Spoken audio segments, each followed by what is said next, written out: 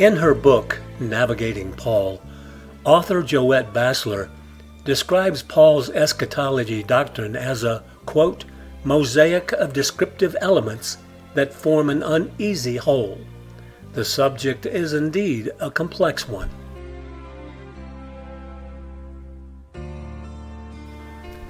What do we know about the Apostle Paul? We know that he was born an Israelite from the tribe of Benjamin and given the Hebrew name Saul in Tarsus of Cilicia, a province of the Roman Empire. He therefore was a Roman citizen.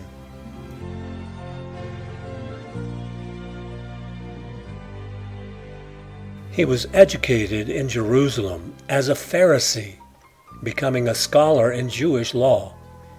As a Pharisee, he viewed Christians as heretics, worthy of persecution and death. We also know that Saul was en route to Damascus for the purpose of continuing his persecution of Christians when he encountered the resurrected Jesus Christ. Saul's conversion from devout Pharisee, persecutor of Christians, to a follower of Jesus and a preacher of the gospel was sudden, remarkable, and dynamic.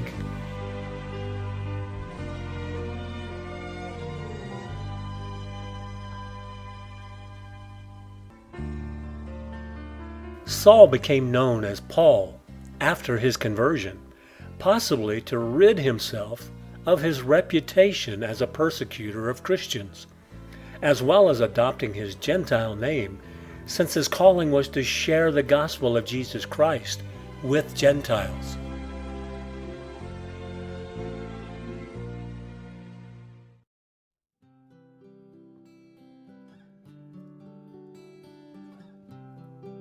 Paul was called by God to preach the gospel. But I make known to you, brethren, that the gospel which was preached by me is not according to man, for I neither received it from man, nor was I taught it, but it came through the revelation of Jesus Christ.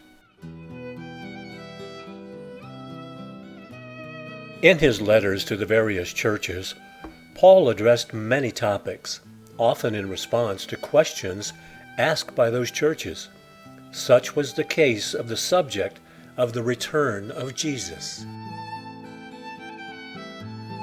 Paul had been a Pharisee.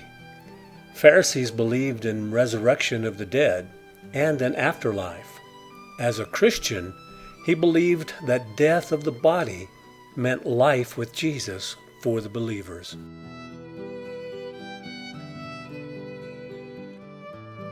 Paul taught that upon the return of Jesus Christ, the believers who had died would be resurrected and rise to meet him. The believers who still live will rise to join them to live eternally with Jesus.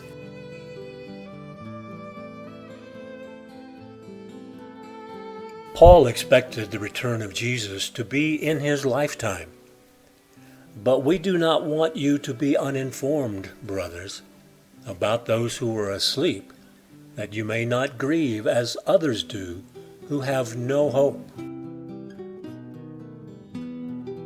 For since we believe that Jesus died and rose again, even so, through Jesus, God will bring with him those who have fallen asleep. For this we declare to you by a word from the Lord, that we who are alive, who are left until the coming of the Lord, will not precede those who have fallen asleep. For the Lord himself will descend from heaven with a cry of command, with the voice of an archangel, and with the sound of the trumpet of God, and the dead in Christ will rise first. Then we who are alive, who are left, will be caught up together with them in the clouds to meet the Lord in the air, and so we will always be with the Lord.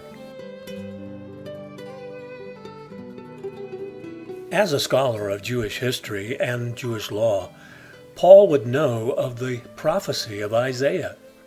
Your dead shall live, their bodies shall rise. You who dwell in the dust, awake and sing for joy, for your dew is a dew of light, and the earth will give birth to the dead. Even though Paul felt the return of Jesus was imminent, he reminded the Thessalonians that the timing of the event was unknown.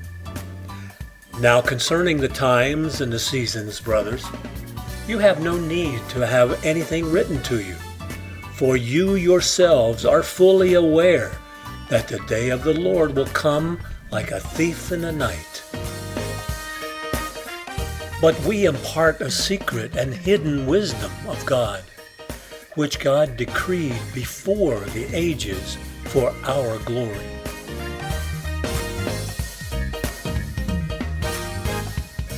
As Joette Basler states in her book, that God will remain faithful to the faithful is certain, even in death. How God will do it remains, as Paul acknowledges, a mystery.